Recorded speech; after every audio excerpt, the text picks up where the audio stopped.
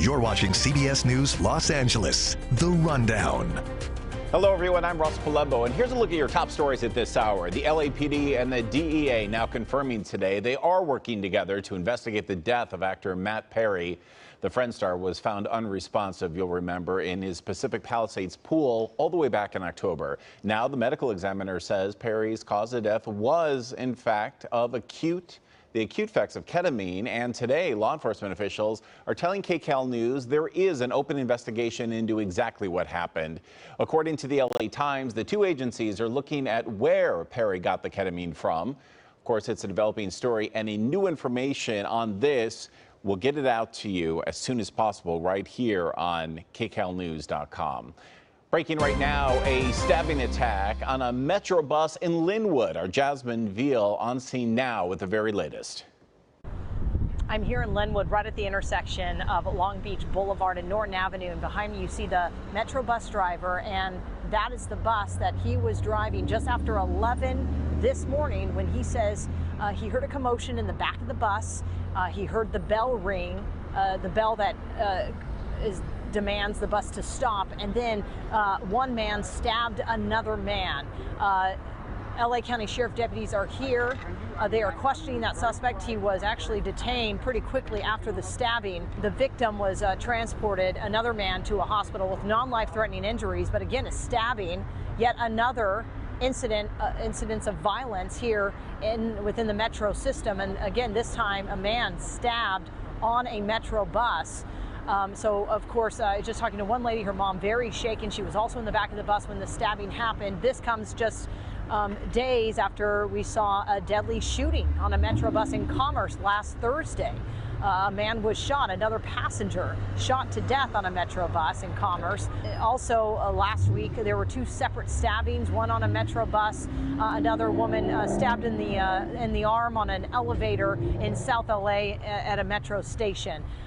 This is also following what Mayor Karen Bass spoke out about last week in regard to this uptick, this surge in these acts of violence and these crimes, saying, as Metro has said, you know, the crimes and the mental illness is spilling into the Metro system. But again, people are demanding that it be made safer. So we're seeing what the mayor does with this, saying that she has a motion in place to demand a surge in public safety, having deputies and other security officers riding the bus, riding the trains, but talking to the passengers out here. There, of course, was no law enforcement on board this bus to prevent this stabbing. And we saw this happen here again just this morning, as the driver was saying he was beginning his shift and planning to just drop off passengers. And of course, he's very shaken as well, saying that he is now thinking about retiring early because of what's been happening here in the Metro system. So we're going to have more details for you coming up on KCAL News at 4 and 5. All right, thanks a lot, Jazz. We'll see you at 4. Jurors will hear closing arguments next week in former President Donald Trump's New York trial. The defense wrapping up its case just a few hours ago. Trump did not take the stand. He has pleaded not guilty, as you probably know, to falsifying business records to hide payments to adult film star Stormy Daniels. Here to give us more insight on this case right now and what's ahead is criminal defense attorney Rachel Fisay. Rachel, thank you so much for joining us. My pleasure. Thanks for having me. So I have to ask, are you at all surprised that Trump didn't take the stand himself, even though he kept saying over and over, like he has on many other trials in the past, that he wanted to testify? This is not surprising at all.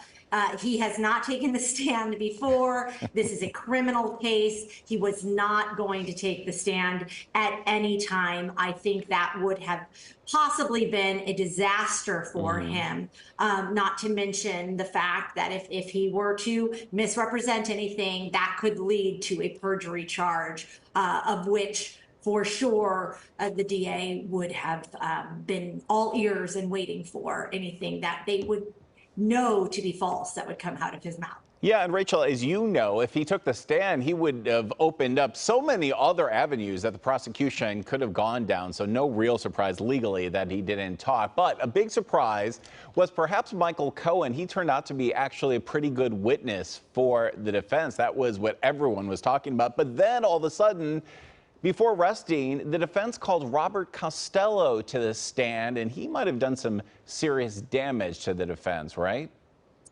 Yeah, this trial has wiggled each way. You don't know who's going to win. One day it looks super good for the prosecution, and the next it looks really good for the defense. And today, the last day of witnesses being called, was a good day for the prosecution. They called a witness who the prosecution was fairly easily able to impeach. And made him look not particularly credible when he was really there to testify that Michael Cohen had told him that Trump didn't know about the payments, and the prosecution was able to really pick at that testimony and show that that was potentially just not the case. You know, and as an attorney, Bob Costello himself is an attorney, I believe, that his demeanor in the courtroom, even though we don't have cameras inside, of course, we have many of our colleagues that are giving us this information. His demeanor inside the courtroom really turned the tide, didn't it? I mean, he was really somewhat rude to the female prosecutor that was questioning him, and that has a huge impact on the jury. In fact, we got reports today for the first time that jurors actually looked at one another and sort of like something that we really haven't seen from this jury before. Can you talk about how much little things like that really do influence a jury? The jury is watching. The jury is watching the witnesses. The jury is watching the lawyers. The jury is, I would say, generally speaking, bored. So I think you have to go in thinking a jury is a little bored, and they've got nothing but time to observe every little tiny detail down to the buckles on people's shoes, because they are sitting there expected to make a very big decision, but that process takes time and it can be boring. So people's demeanor in the courtroom, I mean, that adds a little excitement. And if it's bad, it leaves an impression because they have nothing but time to notice everything. And as a lawyer, Mr. Costello should have known that. So speaking in those ways to the prosecutor, and it was making the judge angry. I mean, there was a lot going on there, and it made him look not credible. It can taint an entire side by having a witness that is offensive to the jury. You know, closing arguments aren't going to be until after the holiday. They're going to try to get them all in next week so the jurors can see them and hear them back to back. What is that delay going to mean in this trial? And maybe more importantly, do you think Donald Trump will be quiet over these next few days? That's a long stretch before this goes to the jury. So it's a lot of temptation to speak. So do I think he'll be quiet? No, it seems impossible. But as to what it means for the case, the prosecution had a good day. They probably would have preferred for the case to get to the jury sooner than later, given the Bob Costello situation, and that they were on a bit of a roll today. So there is some speculation that this delay could help the defense, but really what I think the judge is trying to do here is not let the jury deliberate over Memorial Day weekend, and instead bring the case to them afterwards so that they might be more willing to stay, less vacation plans. I think he's in some way just trying to have less interruption as by delaying closing arguments until next week. So we have the closing arguments that will begin on Tuesday, but then we get the jury instruction. Now, I don't want to get too technical here, but in this particular case, the instructions to the jurors on how they're supposed to consider each charge, this is key in this case because it's really very complicated, right? It is complicated because to get to a felony charge, basically the jury has to believe there was not just the crime of falsifying the business records, but the reason that was done was to violate another law. And that's really the tricky part of this case. I think it's fairly easy to show that this business record was falsified. But to get to the next part, which is the intent part, which is why was this record falsified? And it had to be to basically influence the election or for tax purposes. And so that's the tricky part of the instruction. And right now they are still, they were hashing out these instructions with the court and what those instructions would look like next week. You know, we haven't really talked a lot about, in public, the fact that there are 2 attorneys that are on this jury. So do you think that is going to help Donald Trump or hurt Donald Trump when they get into deliberations? Because the case is so highly technical and it's really legally hair-splitting in several areas. Do you think these 2 attorneys are really going to sort of herd the jurors in one direction and explain these things? And what does that mean for Donald Trump?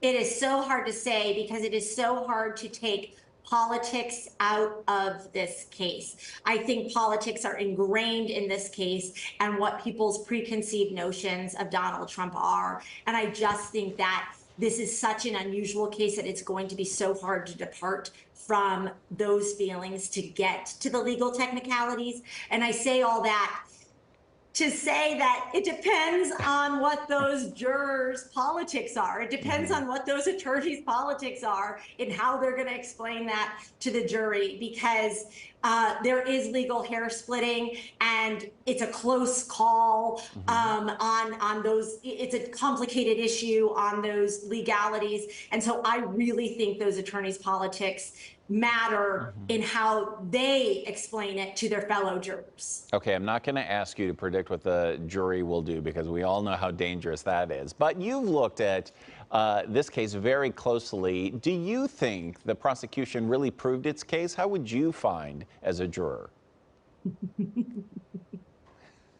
I would probably convict Donald Trump, but I think, again, this is a fairly close call, mostly because of the technicality of basically having to show 2 crimes to arrive at 1.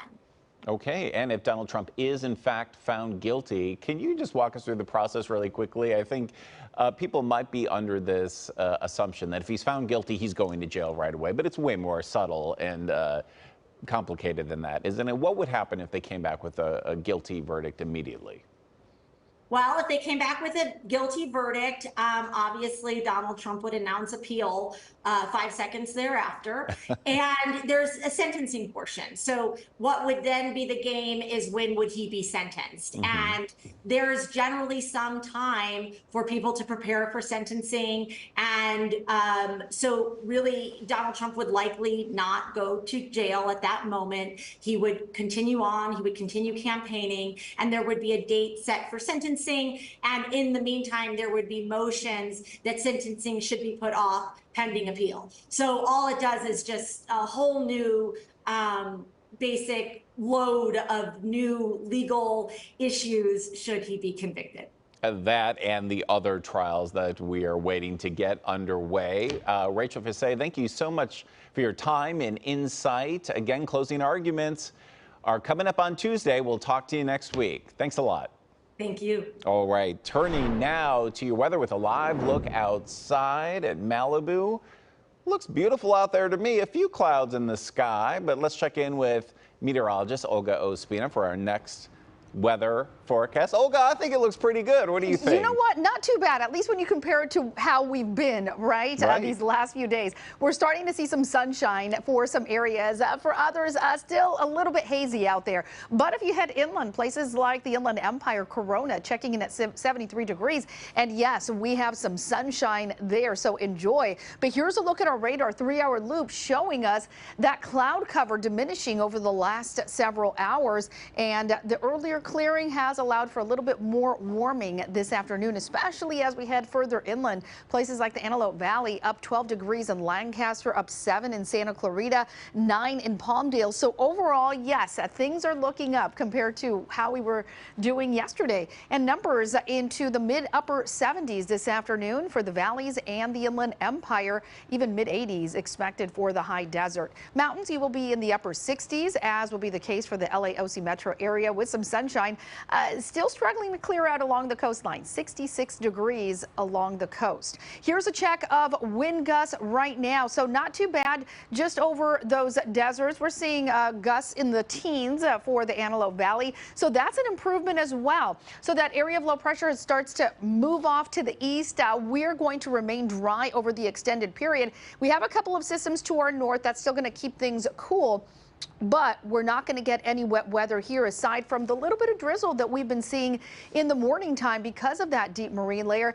And it's going to get deeper once again as we head into Thursday. But tomorrow expected to be another really nice day. Temperatures warming into the upper 70s for Santa Clarita. Chino 76, low 80s in Riverside, San Bernardino, and 60s still along the coastline for Laguna Beach and Malibu at 64 degrees. Mid 80s once again tomorrow in the Antelope Valley. And then there's that cooling trend, that slight cooling trend as we head into Thursday, but things are starting to look up as we head into early next week. A bit of a bump in temperatures for Monday, Tuesday. That, of course, is going to be your Memorial Day holiday. Valleys will be mostly in the 70s as we head into the IE, even low 80s tomorrow. There's that cool down as we head into Thursday, but then the 80s returning as we head into early next week. So just in time for the holiday.